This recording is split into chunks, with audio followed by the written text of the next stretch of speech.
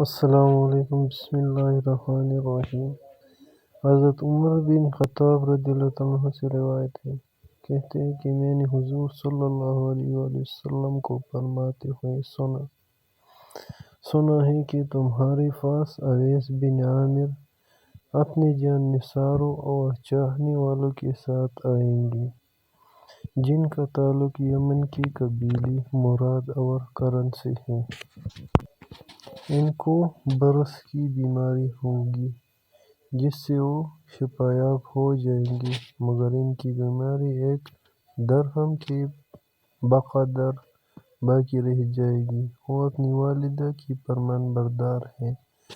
اگر وہ کسی چیز کے بارے میں اللہ کے بھروسے پر قسم کھا لے تو اللہ تعالیٰ اس کو ضرور پورا کریں گے۔